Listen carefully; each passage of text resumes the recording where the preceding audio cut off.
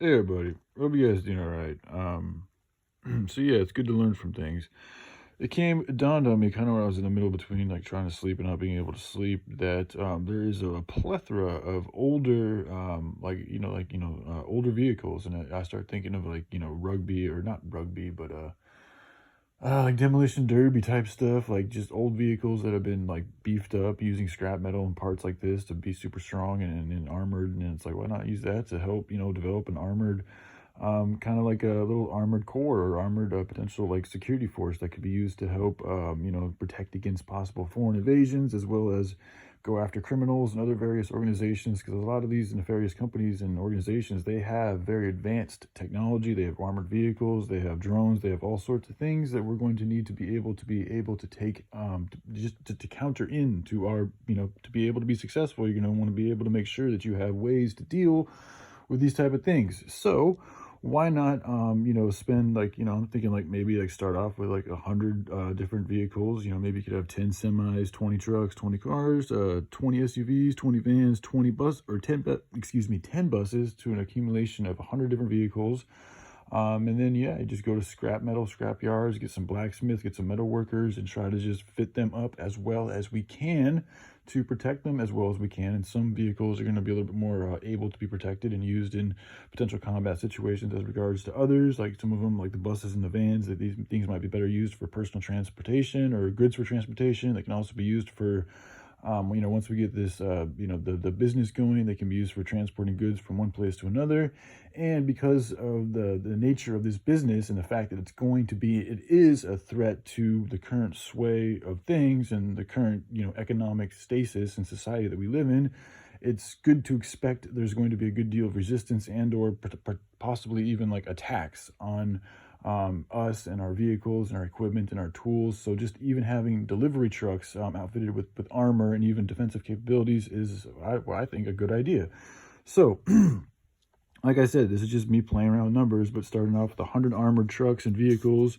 We learn how to outfit them. We hire experts that have been doing this for a very long time to teach us, and then we can learn how to do it. It's another good works program we could, or another piece, another job we can add into the good works program. Just learning how to work with metal and making things stronger and more secure and defensive, and learning about different angles, and because like deflecting things, like with armor, you really want things not to just stop the bullet, but you want it to deflect so it doesn't even hit. So if you're having like the more angles you have, the more spiral, the more circular an object is, the better ability it has to deflect an oncoming object. So just things like that are good to consider, and we can meld and weld and mold the vehicles and the equipment and tools and materials that we use as well as we can. And then you can also potentially outfit them with, you can either outfit them with, defensive technologies or weapons, or you could just have, armed men who are trained to use weapons riding alongside or with the vehicles, or alongside. You can also have troops just running alongside these vehicles like you do sometimes you see in combat.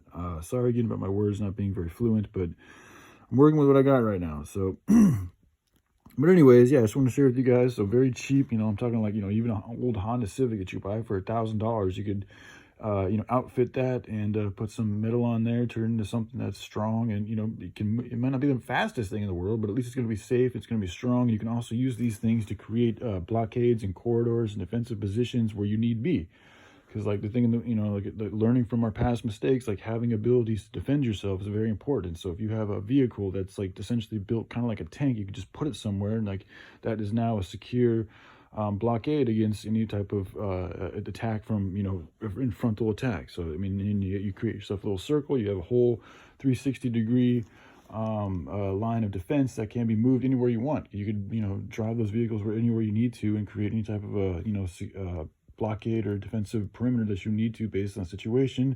And it's all very mobile and maneuverable, able to be moved. Sorry again about my speech, but I'm just trying to continue on here. Again, it's not about, feeling good about the fight. It's about continuing on with the good fight, even when you don't feel good. So it's like, even though this morning I felt kind of like, damn, dude, like, what am I doing here? I'm 37 years old trying to help save the world, and I don't even have, a dime in my bank account. Like, what, it's just, that weighs on me at times.